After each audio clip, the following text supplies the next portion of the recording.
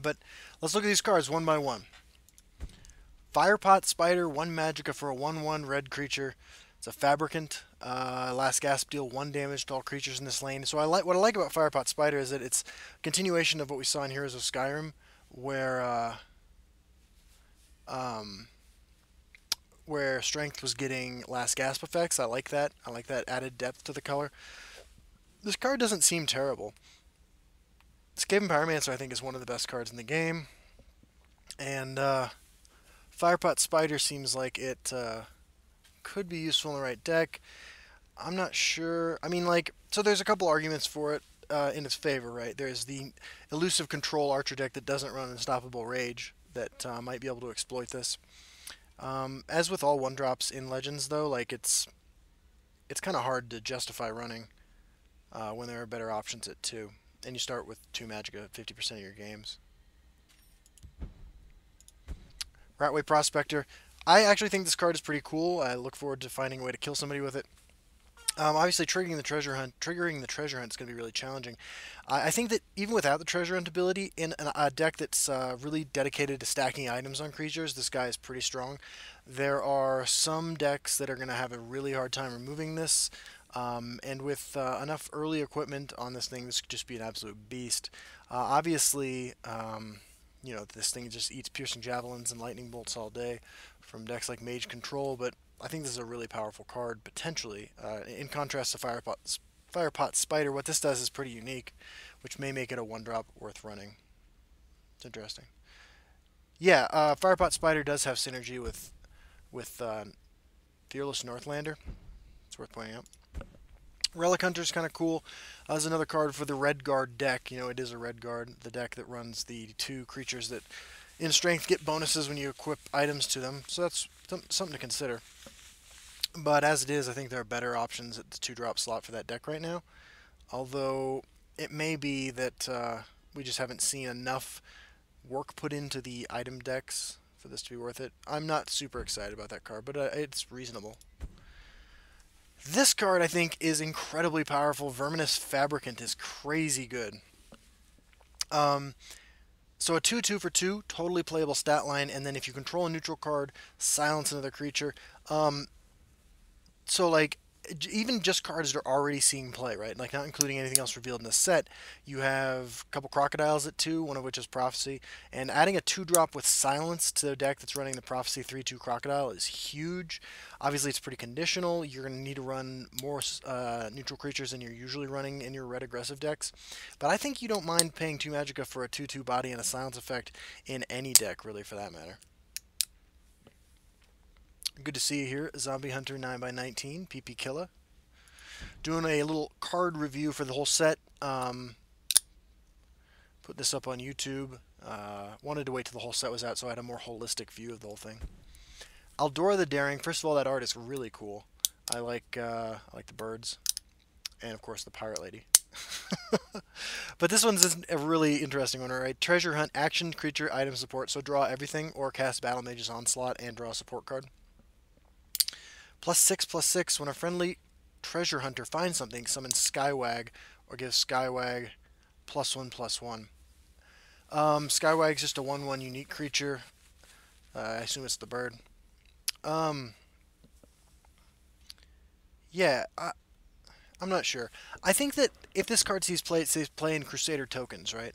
Because that's the only place we're having multiple things, because, you know, you can trade away your 1/1, trigger another one, and you have the stat buffs on the board, like you can run Divine Fervor and stuff like that.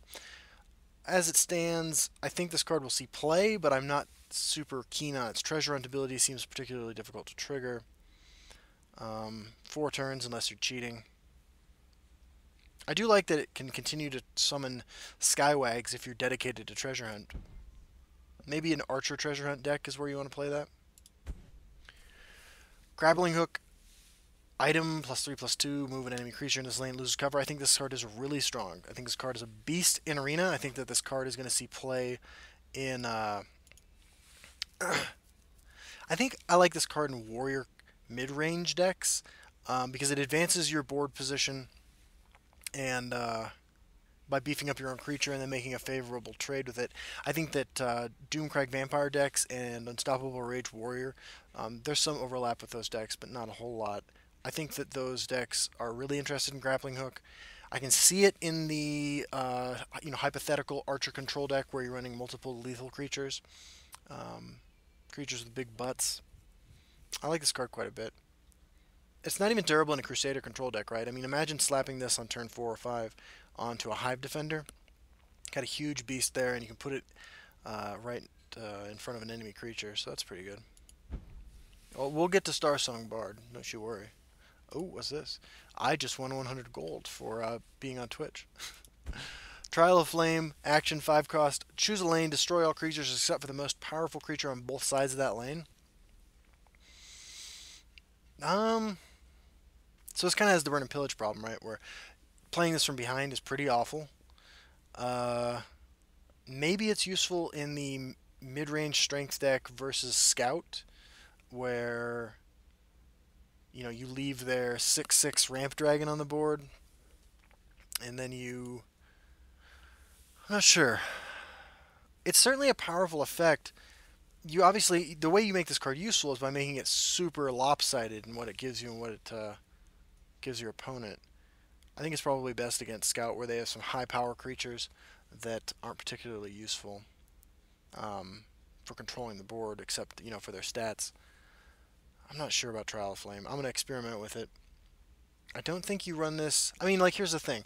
The types of strength decks that want to clear out an opposing lane have some pretty good options for that already in Skaven Pyromancer and whatever other color they're running, their removal suite. But Trial of Flame is interesting. I think that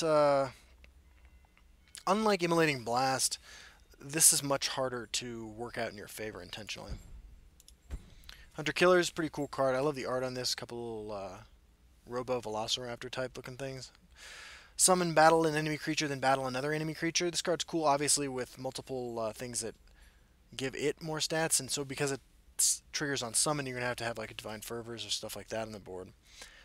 But yeah, I mean, it's certainly a reasonable card in removal. Reasonable card as removal in Arena. I don't know how much constructed play this will see, unless you're doing something kind of combo-rific.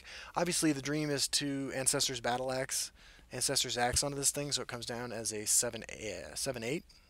That'd be pretty great. Yeah, that's true. Trial of Flame will allow your opponent to keep their 30/30 Flesh Atronach. It's good times. And yeah, it is good versus Slaughterfishes. That's also true. Here we have Scrollseeker, a 1/2 with Ward, Treasure Hunt, 2 actions, +1/+0. This sort of falls into the same trap as all the other 1-drops in Legends, except in this case it has Ward, which I think gives it quite a bit more value, potentially. Drawing 2 actions isn't necessarily the easiest thing to do, although Revealing the Unseen, for instance, the 3-cost blue action from Heroes of Skyrim would instantly trigger this thing, although you'd already have 1 trigger, I guess, when you draw it. I do like Scrollseeker more than most other 1-drops in the game because the snowball potential is there. I mean, it might be enough for me to try out playing Action Mage again. I think that Action Mage is a deck that's always just a couple cards away from being a much better deck than it is right now. It's just sort of inconsistent. I don't know that adding an early 2/2 with Ward, even for 1, assuming you trigger the Treasure Hunt, is super spectacular but in that deck. I'm not sure. It's not a bad card.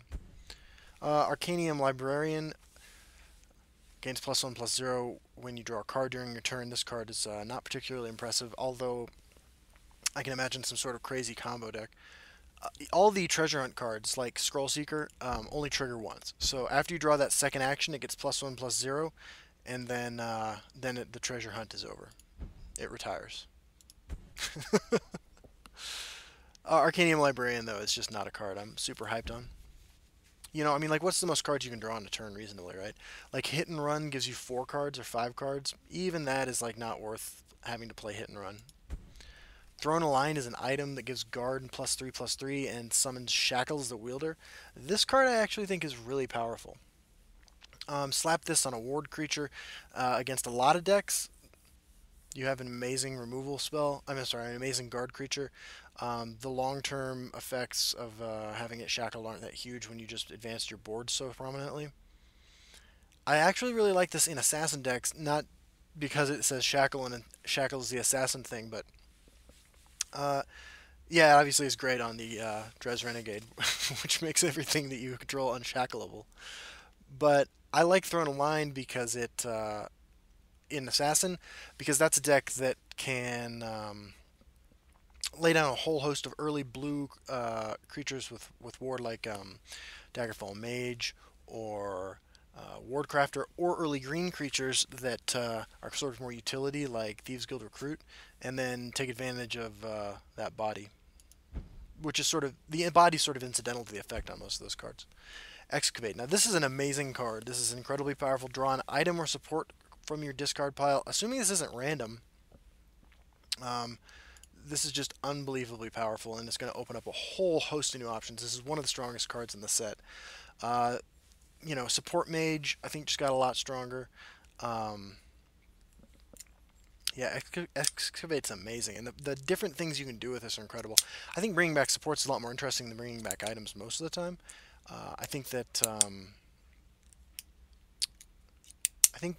the decks that want to dump a lot of items in their discard pile have better things to do with 3 Magicka than just draw one of them back. But excavating back a unique support card is incredibly powerful. I plan on trying this out in support mage for sure. At least one copy. Yeah, Arcanium Librarian would be great in my overdraw battle mage, where I frequently draw 5 or 6 cards a turn for no particular reason. Although I need a card that increases my max hand size to make that worth it. Reverberating Strike. We've seen this card for a while now, but 3 Magicka, deal 3 damage to a creature and all enemy creatures with the same name. I actually think this card is better than Crushing Blow in some situations, certainly because of the trigger on all enemy creatures with the same name. But what I like most about Reverberating Strike is that, like, yes, you do from time to time win games by casting Crushing Blow on your opponent's face. I almost said something else there. But Reverberating Strike's flexibility and the upside here, I honestly believe that the upside of hitting 2 creatures from your opponent with the same name every now and then is more likely to happen than the situation where you win the game because you Crushing Blow your opponent for 3. I think Reverberating Strike's real strong. Obviously great in Arena where removal is at a premium. Ruin Archaeologist, Treasure Map, viable High Hrothgar deck. That is true. That is true. Ruin Archaeologist. I'm not sure where that card is. We haven't gotten there yet, but we'll get there. But yeah, High Hrothgar is definitely a card that needs to be tutored out with the treasure hunt mechanic. Shulk Fabricant is a 3 Magicka 2/4 with guard. I already think those stats are totally reasonable. Summon if you have control a neutral card, put a random action into your hand. I think this card's really, really strong. I actually think that this is probably as strong, if not slightly stronger, than a card that said if you control a neutral card, just draw a card. Obviously, it rewards you for being able to think fast on your feet, and sometimes this is going to give you a completely unplayable action. But even a 2/4 with guard that didn't have the stat line, the ability, I'm sorry, just the stat line, is playable in Constructed. I think that Shulk Fabricant is a good card, and it's going to encourage me to brew with the neutral cards more. Untitled Game Show, what's up, man? How's everybody doing? Yeah, I definitely think that's a strong card. Memory Wraith, so this is where the Banish video that I released came from. This was Charmer in my first preview card. We did our 2 preview cards together. We had this and Treasure Map. Memory Wraith is really strong in the sense that it's going to affect the way people think about building decks, and therefore will change the meta in some way. I think that if there's a deck that plays this, it's some version of Support Mage that cannot beat a late game Journey to Sovngarde. You know, I'm not huge on this deck going in every deck, this card going in every deck that can play it, but its effect is amazing. Banish being added as a keyword to the game is just fantastic. And even a Tusk Bristleback, a 5/5 for 5, is a totally reasonable way to win the game when you're playing a control deck. You just need a body. I mean, obviously the rune mechanic and the prophecy mechanic in the game make that a little different, but With what some mage decks are capable of doing, I'm not too worried about the slow beatdown death once you control. I mean, because like I think if any game in the deck in the game can establish some sort of lock, it's support mage. And then we have Laneth, 6/6 for 9. Summon, draw a card of your choice from your deck. Yeah, this card's great. It's the first tutor effect for a specific card in our deck in the game that we've seen. So I think it's going to be a little more highly costed than future effects like this will be. But this card's really cool. I like this card a lot in Alter decks, obviously. You can put it in there as your only 9-drop, and in blue your only other option is Nakreen, which is a trash can fire of a card. But I think that Laneth is super strong, and I'm really excited to see this sort of effect in the game.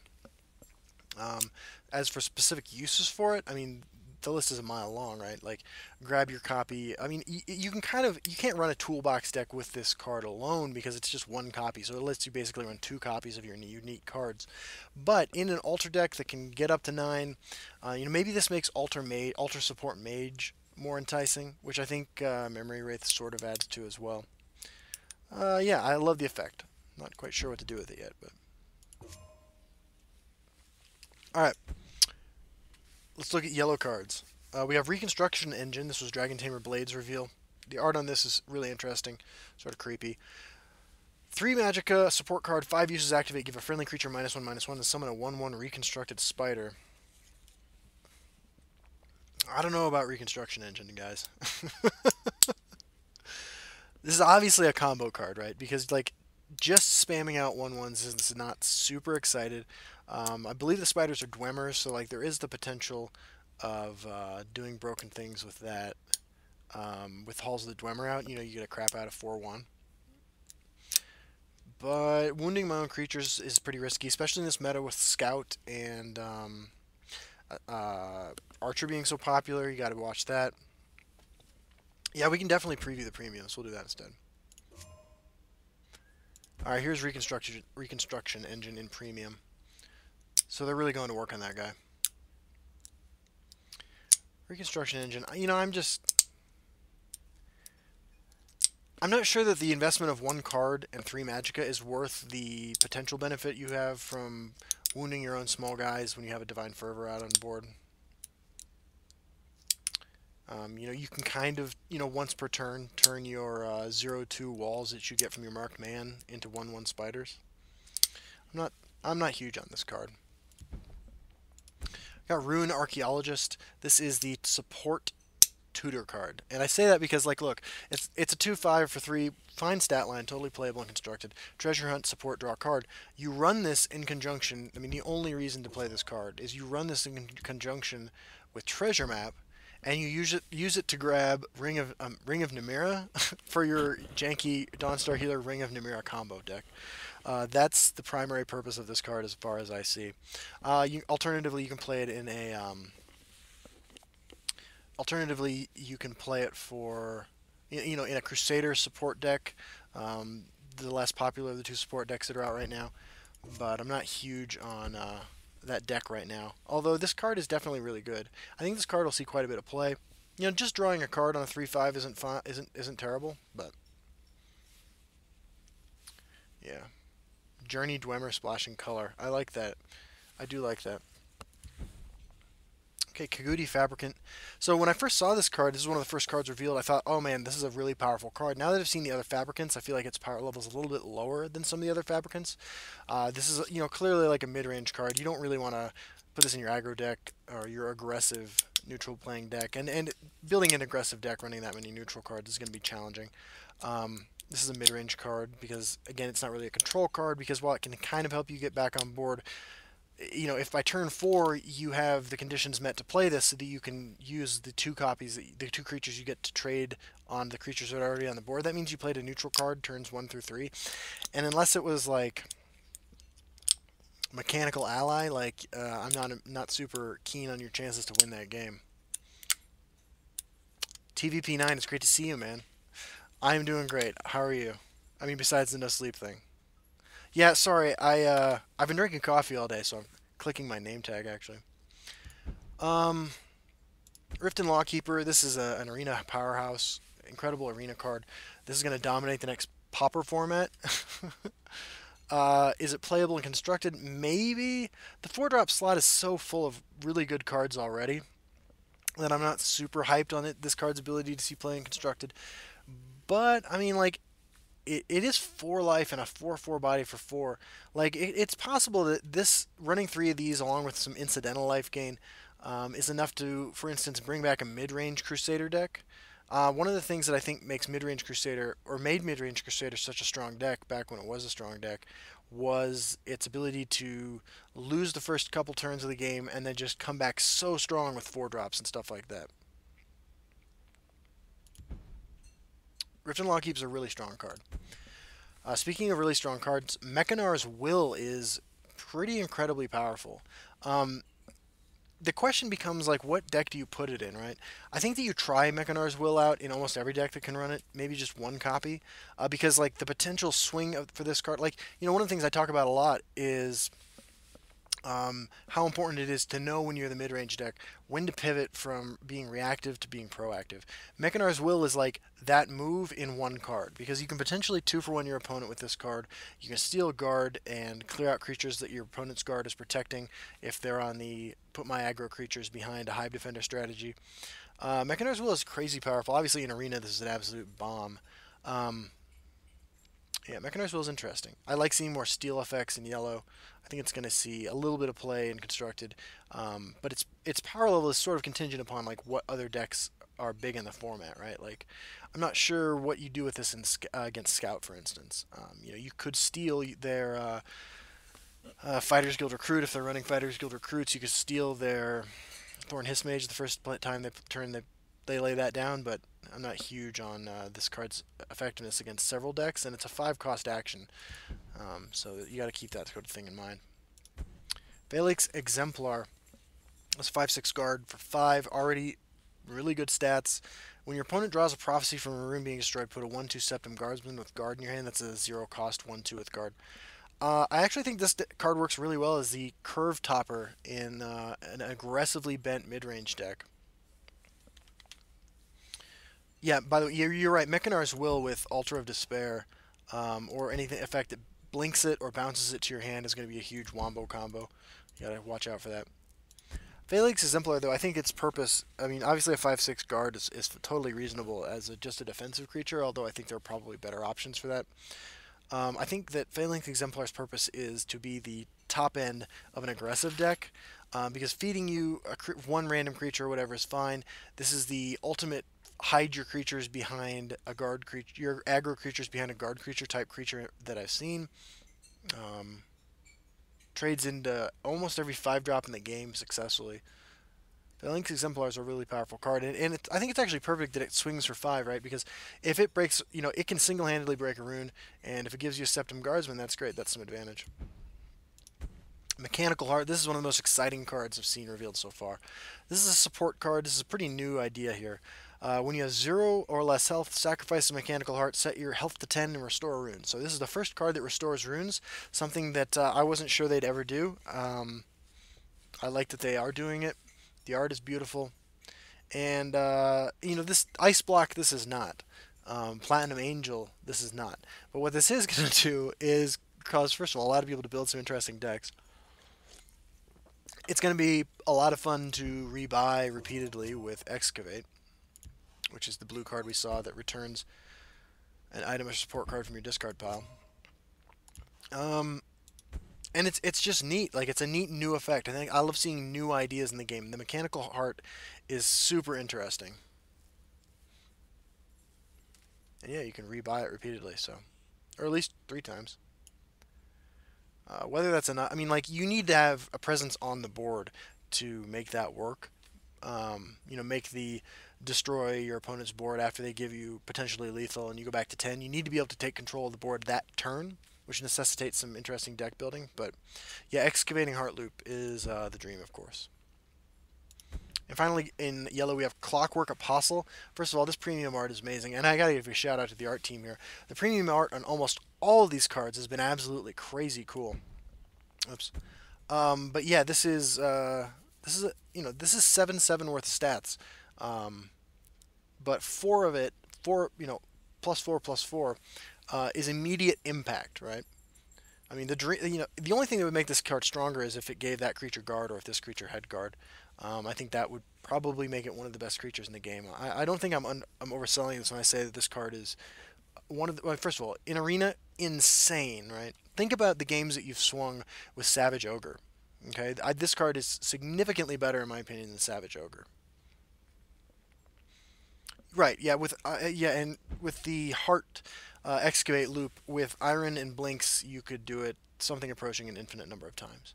Now, the thing you have to remember with Heart though, like if your opponent is able to do another, lethal plus 10 to you, you still lose. But yeah, Clockwork Apostle is crazy powerful. Going to yellow, or I'm sorry, going to green.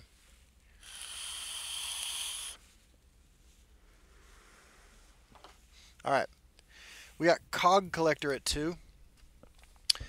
This card, oh Charmer, thank you very much for the host, man.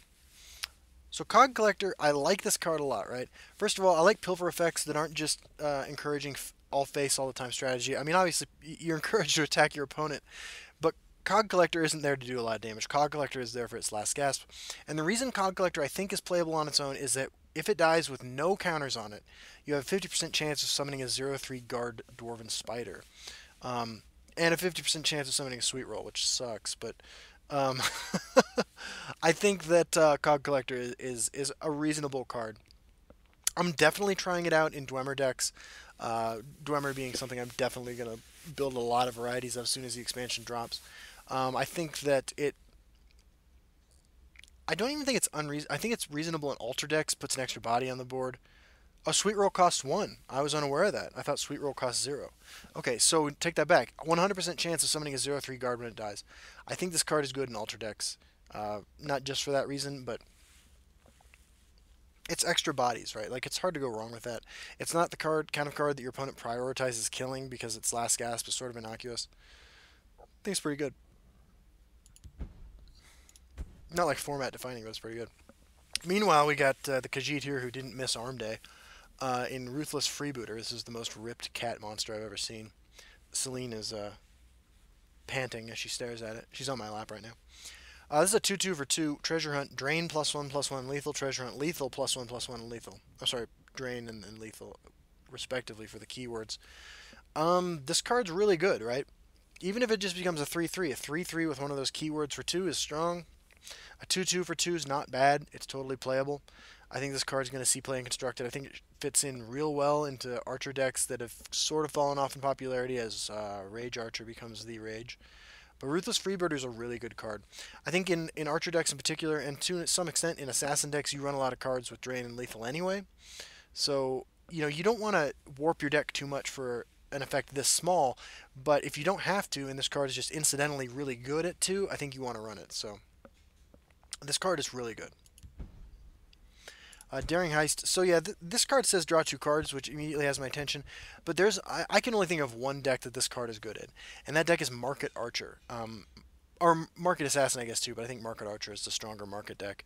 Market Assassin and Market Archer should have no problem swinging the turn it's going off in both lanes. And if you need a little bit of gas, I mean, that deck is sort of just all in on its strategy anyway, so this sort of fits that plan of like, well, I might draw a lethal here.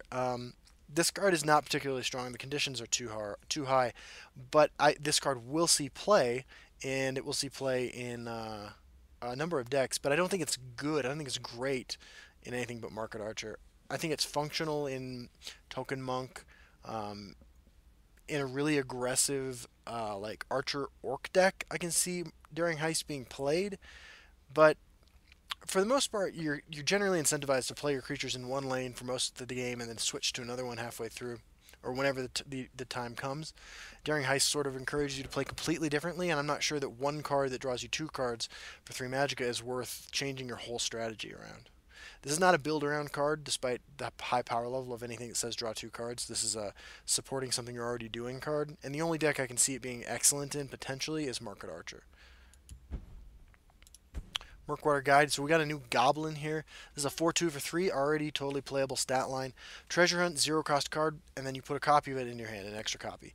Speaking of cards for Market Archer, this goes in there easily. This is the perfect curve the perfect card to curve into after dropping down a Murkwater uh, Skulk or whatever that guy is, the 2/2 for 2 that draws you zero cost card from your deck. And yeah, I mean that guy's always in your hand turn 2, so I assume this guy's always going to be in your hand turn 3.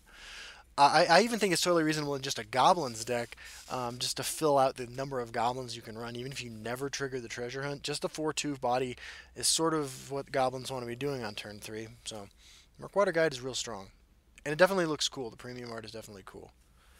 Yes, and Murkwater Guide does work with Murkwater Shaman because you draw the curse that thing gives you. So the first turn that Murkwater Shaman is out, you'll get 2 curses. This is just a really powerful card. It's, again, not a build-around card, but this really enhances a couple strategies. Back Alley Rogue is a 5/3 for 4. Summon steal cover from another creature. So it's interesting to me that they're giving the remove cover from a creature mechanic to green in addition to red where it's already existed. The stat line's fine for an aggressive deck, but the mechanic itself is more of a control type thing, or maybe, I mean, like, in some ways this is the ultimate mid-range card, right? Like, it lets you use your Brotherhood Slayer dude, the 3/3 for 3 with prophecy that gives you a completed contract when you kill someone. It lets you use that in ways that your opponent might not expect. This is certainly good with lane change effects. It's a high skill cap card in that there are a lot of tricks you can pull with this that aren't going to be readily apparent on the surface. Probably why he's hanging out in the back alley. But I'm going to check it out. You know, it might fall into the same trap, though, as like Serpentine Stalker, which has all the makings of a really powerful card and has just never had an environment it needs to exist in successfully as a 4-cost agility card. I don't know. I'm like 30% that this will see constructed play, and if it does, it'll be on the back of it being a 5/3 for 4. Nixhound Fabricant is a 3/3 for 4 with Drain. And it says if you control a neutral card, shackle an enemy creature. I actually think this card's really, really strong. Like most of the Fabricants, it's not unreasonable to have a neutral card in play when you want to shackle something. This is the ultimate regain control of the board pivot kind of card. It's a control card, don't get me wrong, or maybe a mid-range deck that plans on taking the game late against certain matchups. But Nixhound Fabricant is a really strong card, and I think Monk Dwemer might be one of the first Dwemer decks I put together. It's one I've tried to make work in the past because you can run the Thieves Guild. You can run the Thieves Den Master of Thieves combo in it and turn all your Dwemer into killing machines. So, Nixhound Fabricant's a pretty interesting card. Clockwork Scorpion. So Drain and Lethal obviously means it triggers our beefy cat guy over here. Ruthless Freebooter. Freebooter even sounds like the name of a guy who's dressed like that at the club. Yo, my name is Freebooter. Let's get out of here, honey.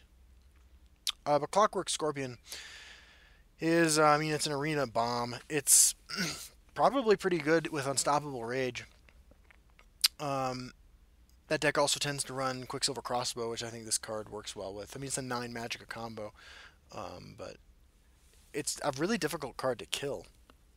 I mean, you can use just destroy, like, you can't Fell the Mighty it, you can't Lightning Bolt it unless you Lightning Bolt it twice. Piercing Javelin and Edict of Azura will obviously kill it, but I think this card's pretty strong. I don't think it's necessarily good for constructed, although I could be wrong. I mean, you know, ramping something like this out might be a viable strategy, but I'm not sure. This is a tough one. I'll try it. Not optimistic. And then finally we have Memes Through Storms with Pilfer Summon the top creature of your deck. So the dream, of course, is to run this and one other creature in your deck, and then just kind of go nuts with that. Knowing exactly what creature you're going to get. I mean, you know, breaking like the randomness of the card, I think, was how you exploit its power level on the surface. But I mean, even if you just get like a 2-drop, like that's still a reasonable swing and quite a bit of power. It passes the Lightning Bolt test. It costs 6, which isn't great, but Yeah, I'm pretty excited about trying this card out. Obviously, the nuts with Quicksilver Crossbow. If you can give this guy Breakthrough and Unstoppable Rage it, you're. I mean, you probably already won that game, but like that would be fun to try. I'm pretty, I'm pretty hyped on this card for fun, but I don't know. If I think the raw power level might be here to make it a constructed playable card, but I feel that way about Brynholf too, and Brynholf sees no play. Um, I'll certainly be trying it out, and this is obviously a highlight reel type of card where you're going to see some crazy shit in videos. Hopefully, some of it done by me with this guy. That brings us to Endurance, which, somebody pointed out. What the fuck was up with your broadband anyway? I live in unincorporated Jefferson County, which is on the outskirts of Denver, just the foothills of the Rocky Mountains, and we had one internet service provider, and they provided shit internet. And we just got a new one in the area, and so we signed up the minute it became available. And Miad, hey, what's up, man? The elusive Justin Larson stream. That's right. Every Monday night from now on. Tell your friends, or just log a bunch of other computers on, so you can get Twitch drops on all your accounts. Okay, so Endurance. As somebody pointed out, many people have pointed out, the curve of the colors is interesting, right? So before we get into the individual cards, this starts at 1, got a bunch of 1s, 2s, 3s, and then goes up only to 5. And this is a color that doesn't need more late game cards right now. Fleshing out its early game, I think, is super interesting. So I'm definitely a fan of that. We have our only werewolf in the set in Thornwell Terror. Transforms into a 2/4 werewolf when you break an opponent's rune. I like having more support for werewolves. Is this card good? I mean, it's a 1/1 that can be a 2/4. It's a 1/3 that can be a 2/4. So, I don't know, man. Is a one drop that can become a 2/4 when you break a rune worth it? I mean, like on turn 1, like how does this survive long enough to break a rune? Is a great question. Hey, Sandra. My phone is ringing. She's answering the phone for me. Thornwell Terror is cool. I'm just glad to see more werewolf support. Them not abandoning tribes is kind of cool. Burrow Stalker has my vote for the card that will see the most play out of all the cards revealed in the expansion. And I say that because it bolsters what a lot of decks are already doing. I think this card might just be exactly what warrior control decks needed. A 2/3 Drain Guard for 2. I mean, this is incredibly powerful. It's good in Arena, obviously, but this is just a super strong card that I'm excited to play. It's a vampire, so the anticipated vampire expansion that we've all been talking about forever, the Dawn Guard expansion, is super exciting and coming out. I can't tell if Sandra's here to feed me or if she's here to... I'm here for the vampires. She says she's here for the vampires. Yeah, it's Kvatch Vampire. This is a really, really strong card, and this card's going to be all over the place. Weakness. First of all, this might be the most beautiful card in the game at premium. Like, that is absolutely amazing looking. Set a creature's health to 1. So, the pro tip here is that, as if I'm a pro, but the tip is with a Shearpoint Dragon on the board, this reads kill target creature for 2 magicka. Any creature that you can target with this, you can kill with this because of the way that these effects interact with Shearpoint Dragon. This basically gives the mechanic of this card, as the game engine reads it, is set target creature gets minus X health, where X is its health plus 1. I'm sorry, minus 1. So what that functionally does is give the creature 0 health, as far as I understand it, with Shearpoint Dragon on board.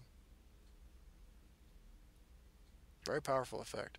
Now, Shearpoint Dragon might only work with -1/-1 effects. I have to test that out, but as I understand it, that's how that should work. As far as the card itself goes, good in Doomcrag Vampire decks, good in the Scout Mirrors. Otherwise, it's kind of like Mummify, right, where it's not card advantage. Although it can be, it's unlikely to be. It's card disadvantage. Brasselisk. So this is, first of all, premium art. Pretty cool here. I like how they did that. This is Grim Patron, except not nearly as strong. Brasselisk is sort of a meme card. Obviously, you get 3 Divine Fervors on the board. You could win with these, but I feel like you get 3 Divine Fervors on the board, you're going to win with whatever you play. It's a card that'll be fun to play around with, but yeah, not super hyped on it. Now we have a card I am hyped with. This is Galen the Shelterer. This is a 3/3 for 3 unique legendary. When you play it, you choose a creature or item in your hand. You shuffle 3 copies of it into your deck with +3/+3. This card, I think, belongs in almost every single deck that can play it. Consider this, right? Like, I look at it, like, here's one way to look at it. Let's say your deck runs Young Mammoth. You put If you were to replace one of your Young Mammoths with a Gale in the Shelterer, like, I feel like you win more games on the strength of its ability than you lose by not having that extra +1/+1 and breakthrough. I think that Gale in the Shelterer is just incredibly powerful. I think that you want to run this in almost every deck that can run it. It's not overpowered. It's interesting. It can feel overpowered. It's going to give you that same Ungolem effect where it feels real bad to lose to this thing going off, the next 3 draws. But Gale in the Shelter is just a boss of a card. Also, shuffling 3 copies of a card into your deck is not, like, it's worth mentioning that, like, games go to fatigue now, where you draw out your entire deck more now than they ever have before. And while Journey to Sovngarde is also obviously the ultimate breaker of that stalemate, Gale in the Shelter is incredibly powerful. It's worth pointing out, too, that you can do all sorts of really dumb shit with Gale in the Shelter, including put Brassel in your deck, like somebody has mentioned. Like Cool T mentioned, you can shuffle. If you can put a Sweet Roll in your hand with a close call, or the Forsaken guy that returns creatures, you can bounce. You can shuffle 3/4 Sweet Rolls into your deck, which is way more calories than the Sweet Rolls usually are at in this game. You can put them in an altar deck to amazing success, but I think that the bottom line is that you put Gale in the Shelter into everything. This is a really powerful, really cool card. Miss Val Warden, 3 magic, a 2/4 treasure hunt guard. Give the guard +1/+2. This is going to be the scourge of the next Pauper event. Because it works pretty nicely with the decks that want to run East Empire Crafter. But I think Miss Val Warden is just a reasonably strong card. There have been hints at the Guard Creatures Matters deck for a long time. It's never really gotten there, and even if it did, the meta that it would necessitate, I think, is a pretty awful one, and the meta that it would cause is a pretty awful one as well.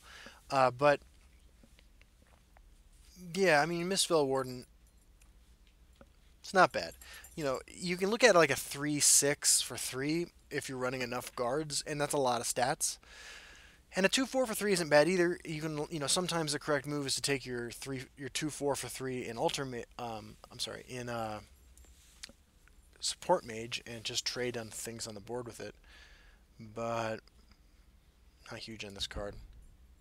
Hallowed Death Priest. First of all, Arena All-Star, 5 magic, a 3/5. Transform the highest cost creature in your opponent's hand to a Shriveled Mummy. Shriveled Mummy is a 2/2 for 2.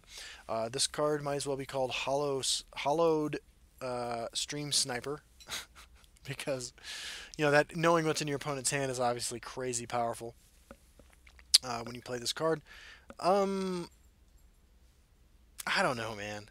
It depends. Like, in certain metas, like, I think this is a card you're more likely to run all the time than the 5/5 that banishes discard piles in blue, Memory Wraith. But Hollow Death Priest, it's beautiful. I'm not huge on it being played a whole lot.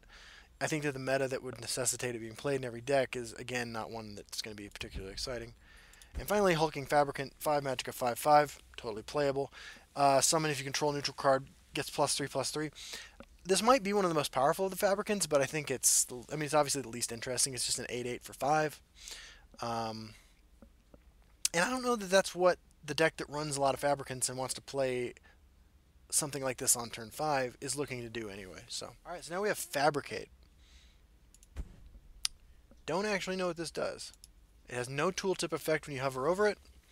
You can't get it till Act 3, which I'm not allowed to show you on stream. So I guess we'll find out. Build a custom creature and put it in your hand sounds awesome, though. I look forward to running this, whatever it does.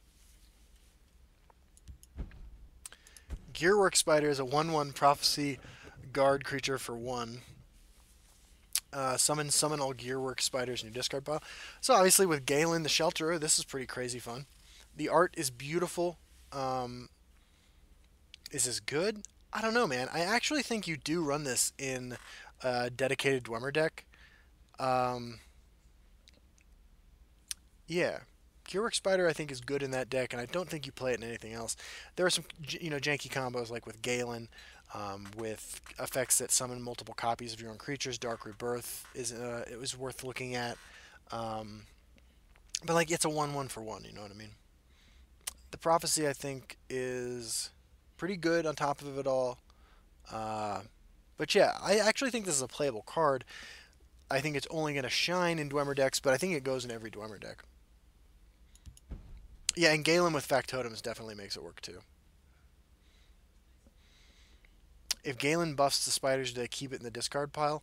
That's not how it works with. I don't think that's how it works with Skeletal Dragon, but I could be mistaken by that.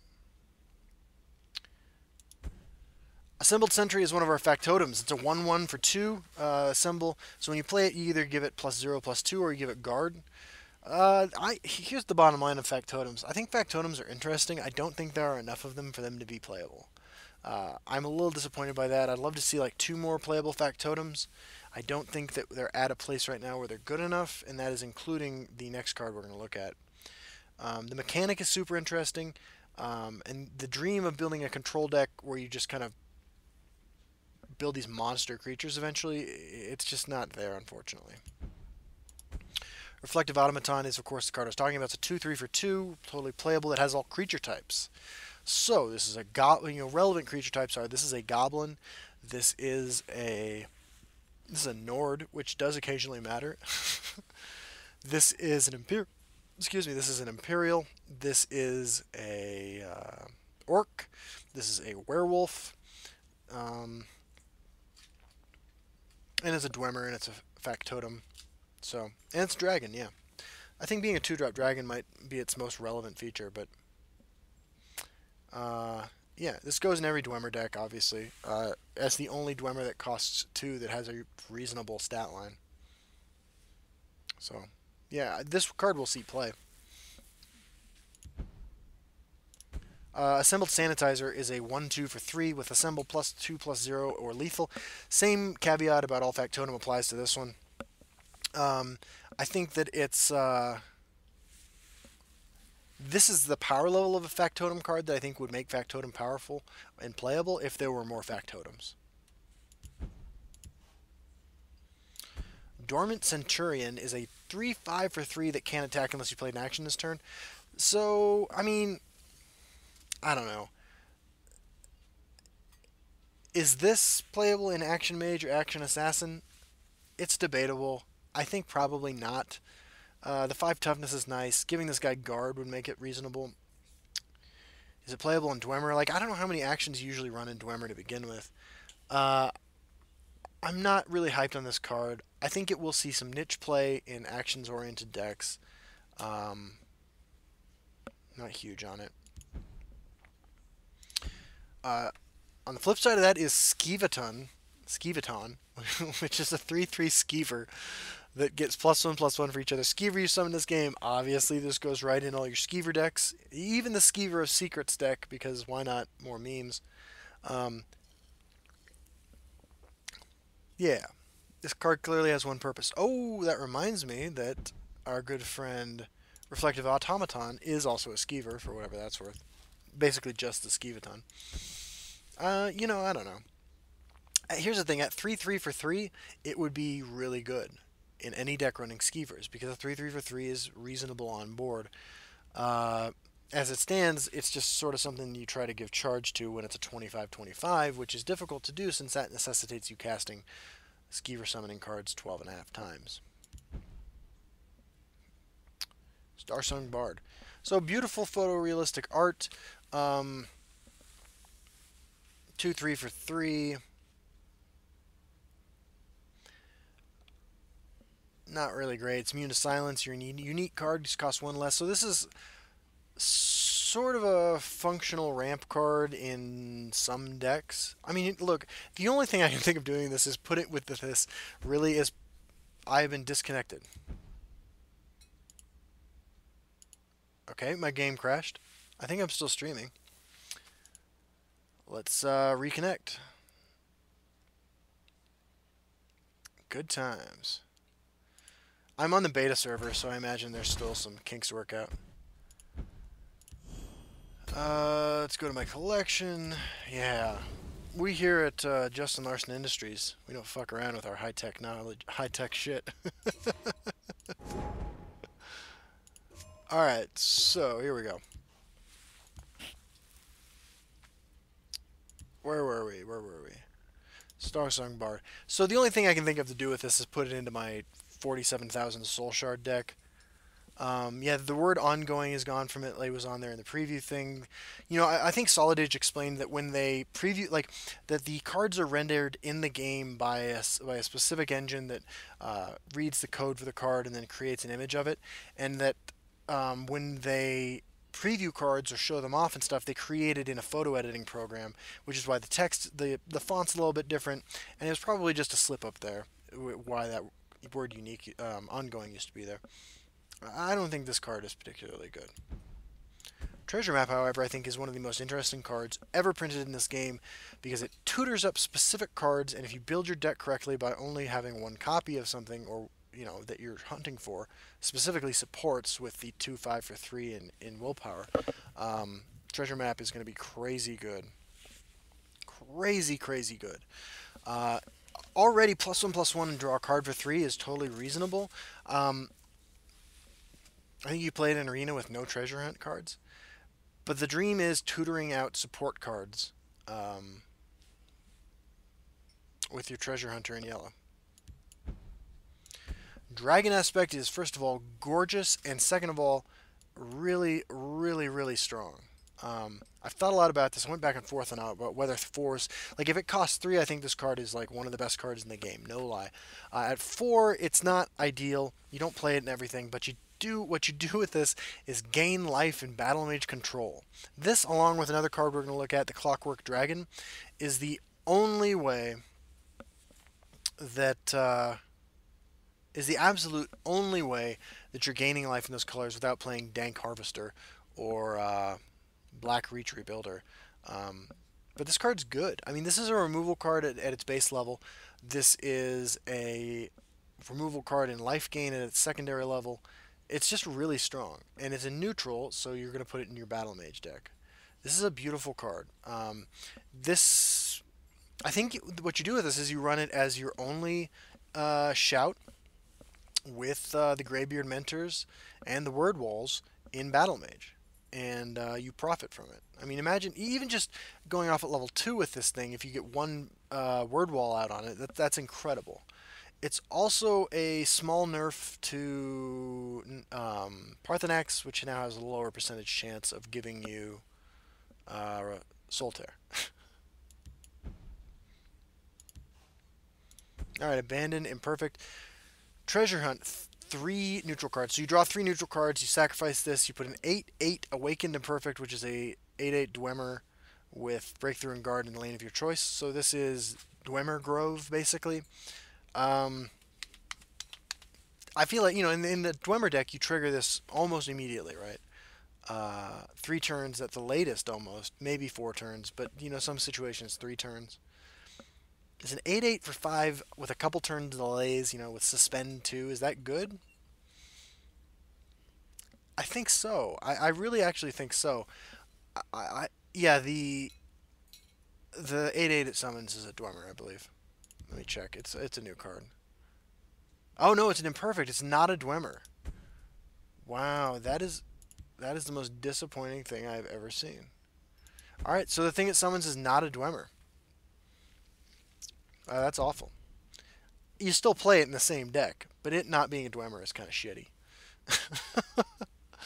Okay, so that changes my thoughts on it a little bit. It's a little less good. I think you still play it. Don't think it's great. You can't combo it with Treasure Map because you can't cast Treasure Map on the support card. I mean, I'm not huge on this, but I think you run a copy or two because I think in some matchups that early 8/8 combined with Halls of the Dwemer is just a quick pivot to being the beatdown deck. Assembled Conduit is another one of our factotums. 3/3 for 5. Assemble, you get to choose +1/+0 in breakthrough or +0/+1 in regenerate. Same thing goes for all the factotums, just not good enough because there aren't enough of them. It's absolutely stunningly gorgeous, but I don't know, man. Look, I'm going to try to make the factotum deck work. I'm not optimistic. Yeah, that's my thoughts on that. One card I am excited about is Clockwork Dragon. This card is incredible. This card is incredible in Battle Mage specifically because it's a 6/4 with Drain. I mean, it has to go in, like, there's catches. You got to put in the field lane in order for that to happen. But a 4/6 guard in the Shadow Lane is totally reasonable as well for 5. This is a dragon, and remember too that Red has the absolute most powerful, dragon playing a dragon matters card in the 3/3. You can select the filter again to turn it off. Yeah, thank you. In Blade's Lookout, this card's incredible. Yeah, I get that this account has never been used. In the this card is nuts powerful and hasn't seen play because I mean there's some Dragon Archer lists out there that try it, but this is just another reason to run this card. Dragon Control Battle Mage. I mean, like, that's something I'm gonna try, and I'm gonna run the 2/2 that is every creature type in that same deck. Hey, Celine. Kitty has joined us. Assembled Titan. This is why you would run Factotum. I mean, you could choose 2. The gain 2 health or deal 2 damage to your opponent is why Factotum were so interesting when this card was revealed, because if your deck has enough Factotum in it, you can just go kind of crazy with them. It's a unique legendary, so it's not consistent enough to be a good lord for the tribe. You know, if you can get this out turn 5, or maybe you're ramping and you get it out turn 4, like, that's incredible. But I'm just still not high on the factotums. Brass arquebus, maybe. By the way, I think the first flamethrower in Elder Scrolls Legends, which is important. 3/3 for 6, which kind of sucks. Last gasp, draw 3 different random 1-drop creature cards from your deck. So here's the thing: if this card said draw 3 random 1-cost creature cards from your deck, it would be amazing in Relentless Raider Wisp-Mother combo, because you just make that the only 1-cost creature in your deck, the Relentless Raider, and then you go nuts and you put them all in your hand. But because it's 3 different ones, you can't do that. You can't grab all 3 Ungolem tokens. You can't grab all 3 Relentless Raiders. Yeah. As a result, I don't think it's good enough. Awaken Imperfect is the world's most disappointing non-Dwemer. 8/8 guard, breakthrough for 8. I mean, good in arena, not playable in constructed. Then we have Mekinar. So the way this guy works is an 8 magic of 4/4. You take the top card of your opponent, top creature from your opponent's deck, top creature from your deck. Yeah, that's true. He does Awaken Imperfect. Does say he's imperfect, so he had to have a flaw. You take the top creature card from your opponent's deck, top creature card from your deck. You remove them from the game, and you get to choose one of their text boxes, whichever one you like more. You add their attack and defense together, and then it has the cost of the higher cost of the 2 cards. So it's going to be an under-costed minion more than likely when you summon this. How playable is this card? That's almost impossible to say. It's funny. It's a 4/4 for 8. It's the kind of thing that could be really good in some situations and just absolutely awful in others. I think that you run this for fun. I don't think you run this because it's great. I think the only deck you would run this in because it's good, it's good in that deck, might be some kind of control mage, maybe control spell sword. But I'm excited to try it and have some fun with it. Finally, we got Dwarven Colossus, which is a Dwemer. 11/11 for 11. Summons a Power Sphere in each lane. Power Spheres are 0/5s with Guard. They are not Dwemer. And at the start of your turn, give Dwarven Colossus a random keyword. That's what they do. This is good enough. That's hard to say. I think in a ramped Dwemer deck, this is worth considering. The rest of the time, I think you're better off with cheaper Dwemer or colored cards. So, that's my set review.